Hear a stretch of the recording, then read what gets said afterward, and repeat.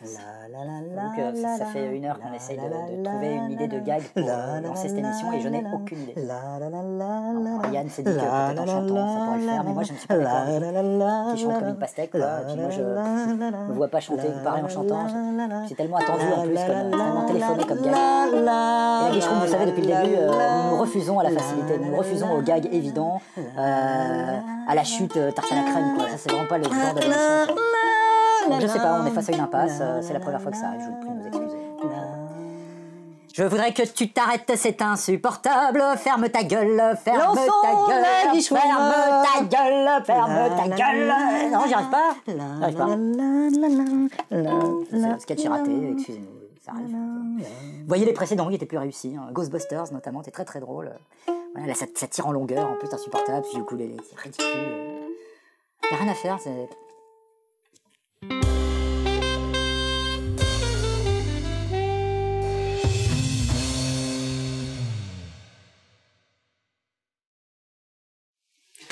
Bienvenue dans la Guicheroute.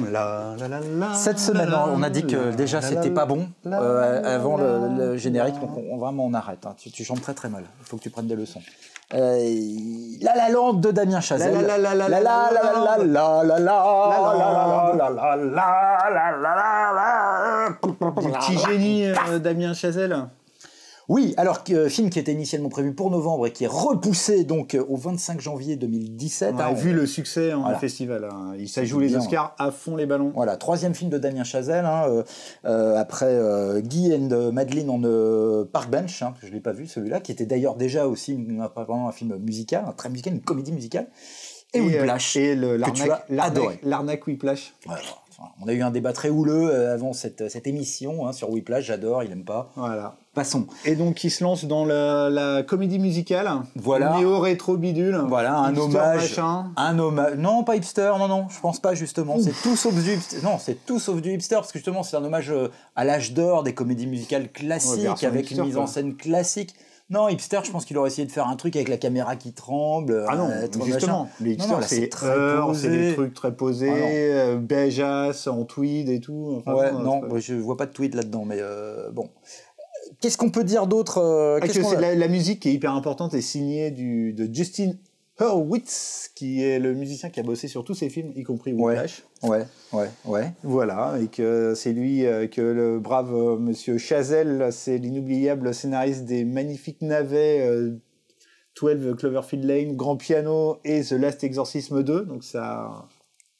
Mais donc tu pars encore avec un mauvais a priori sur ce film. J'ai un peu peur. Qui pourtant a ravi les audiences à Venise, à Telluride, à Toronto. Genre, les critiques sont pour la plupart dithyrambiques. Hein. Je rappelle que les films qui font l'ouverture... Je crois que ce film a fait l'ouverture du Festival de Venise, comme l'avaient fait Gravity et Birdman, qui ont eux aussi connu, on le sait, des carrières assez... Et elle a eu le prix d'interprétation, d'ailleurs, Emma Stone. Absolument.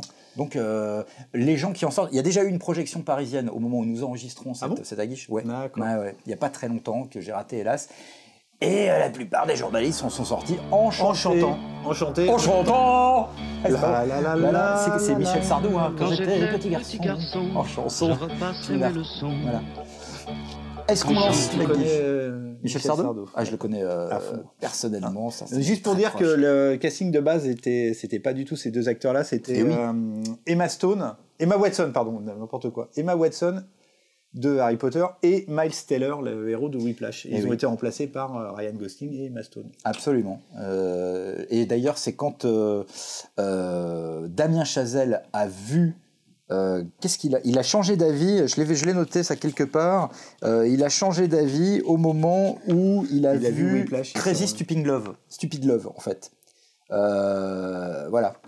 Où jouer, Crazy Stupid Love, c'est une comédie musicale, comédie romantique. Où j'ai Ryan Gosling. Et Emma Stone déjà, ils jouent ensemble là-dedans. D'accord. Voilà. Et ils jouaient ensemble également d'ailleurs les deux dans Gangster Squad, donc c'est leur troisième film. Très mauvais Gangster Squad. Ouais, ça c'est pas bon. Ouais.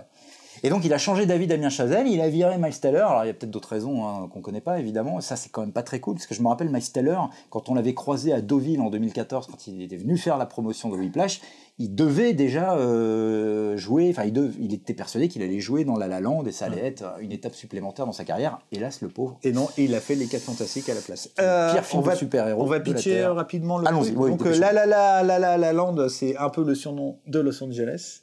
Donc ça se passe là-bas, à LA, et c'est l'histoire de Sébastien, un pianiste de jazz, et de Mia, une actrice un peu en galère, qui se rencontrent et qui tombent amoureux, et qui chantent et qui dansent partout. Et le truc, c'est est-ce que leur amour résistera à leur carrière mais ça, le film n'a jamais prétendu à l'originalité du scénario. Hein.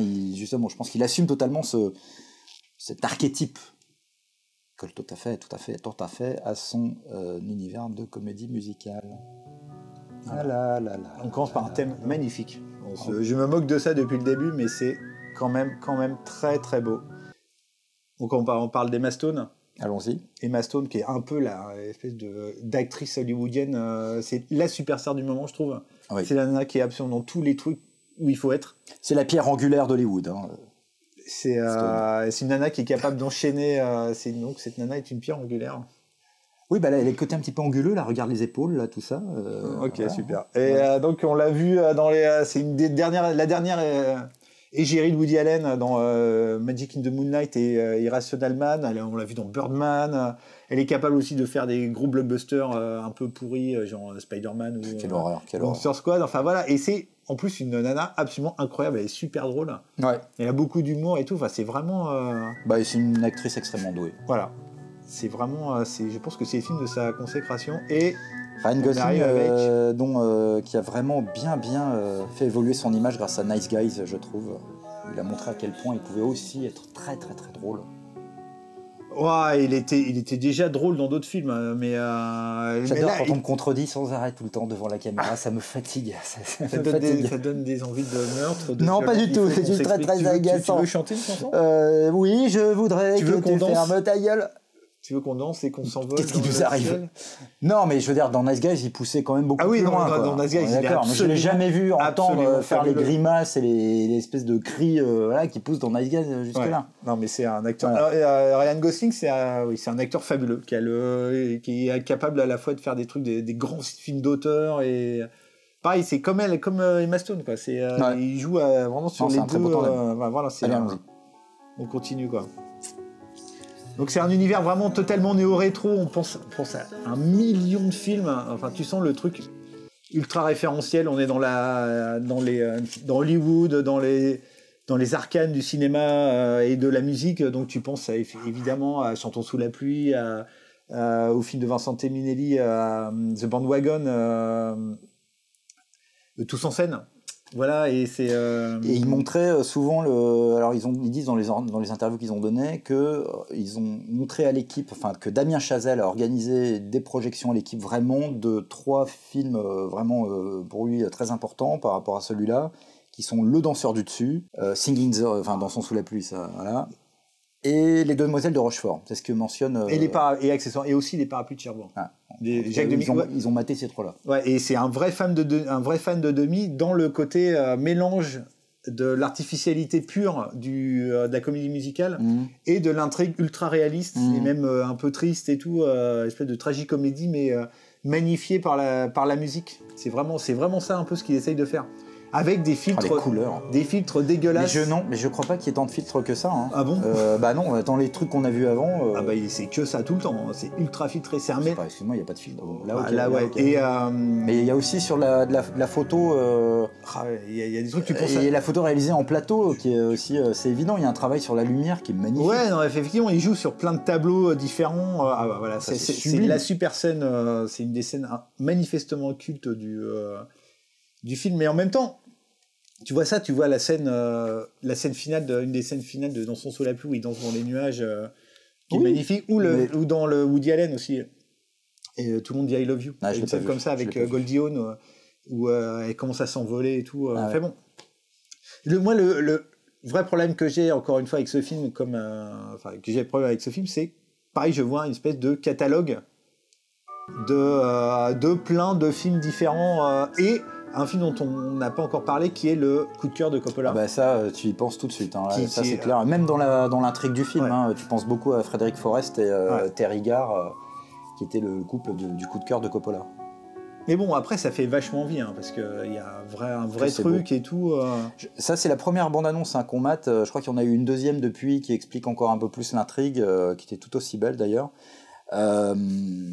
Voilà, non, c'est très... moi, j'ai hyper envie de voir ce film. Alors, tu vas me dire, on s'en fout, mais Tom Hanks, qui a vu le film au Festival de Telluride, je crois, adore le film. On s'en fout. Alors qu'il est... Ouais, cet homme est tellement prévisible. Mais alors qu'il devait faire la promotion de son propre film, là, Sully, le film d'Eastwood, il s'est, paraît-il, répandu en interview en dithyrambe sur La La Land, qui manifestement l'a ensorcelé. Ouais. Comme le film a ensorcelé, beaucoup de critiques. Alors, il y a vraiment d'excellentes critiques, hein, dans le Guardian notamment, puis d'autres supports. Dans le Guardian, c'est le truc de super-héros russe. Oui, c'est ça, à la fin. Allez voir allez voir La La Landskaya, et puis il y a le générique, en fait, c'est le truc de La La Land. D'accord, putain. Voilà. Bon, bah, je crois qu'il est temps qu'on passe à la notation. Est-ce qu'on n'a pas fait le tour déjà de tout ça avec notre magnifique ukulélé. C'est un film qu'il voulait faire depuis longtemps, j'ai lu aussi. Hein. Il avait fini le scénario déjà en 2010. Okay. Donc ça a mis du temps à se monter cette affaire, hein. 6 ans plus tard. Voilà. Alors, la machine à Oscar par excellence. Alors, de ukulélé, je suis pas sûr que ça soit si simple quand même monter un film comme ça, hein, une comédie musicale qui n'est pas du tout l'adaptation qui est un scénario original. J'en ai marre de bafouiller, je vais la patate dans la bouche, je postillonne comme un porc. C'est un scénario original. Non mais c'est là, sans déconner, c'est un scénario original. Ah ouais, non mais c'est la guiche-room des vieux maintenant. Je mets 5 ukulélés sur 5. Moi j'y crois à mort. Je m'interdis la déception. J'interdis à ce film de me délumer. Et voilà, j'en mets 5. Tu mets 5 ? Ouais. Bah, moi, je vais mettre 3. Je trouve ça intéressant, mais je sais pas, j'attends de voir. Moi, j'étais tellement déçu par la hype autour de Whiplash en voyant le film. Et allez, je te remets un petit coup de Whiplash. Ouais, non, mais franchement, j'ai un peu peur. Voilà. Mais effectivement, j'ai quand même vraiment envie de voir ça parce que c'est une offre, ce qu'on peut appeler une offre de cinéma quand même assez. Tu le reconnais. Ah ouais, qui est quand même vraiment hyper original dans l'univers cinématographique. Qu'est-ce qui se passe ? Il faut que je regarde la caméra. Bonjour la caméra. Ah oui. Dans l'univers, dans le monde qu'on a maintenant, qui est avec des films d'horreur dégueulasses et des films de super-héros totalement interchangeables. Au moins, il se passe un truc avec ce mec, quoi. Whiplash, c'est super bien, bordel ! C'est super bien. C'est de la merde. Là, tu rajoutes des petits bruits en post-prod, sinon j'ai l'air ridicule. Hein, quand même. Non, mais il faut qu'il ait l'air ridicule. Voilà, bon bah c'est terminé. Merci d'avoir suivi cette nouvelle Guiche Room sur La La Land qui sort donc le 25 janvier, sortie repoussée évidemment par rapport aux Oscars et tout le bordel. Merci à vous et à la semaine prochaine.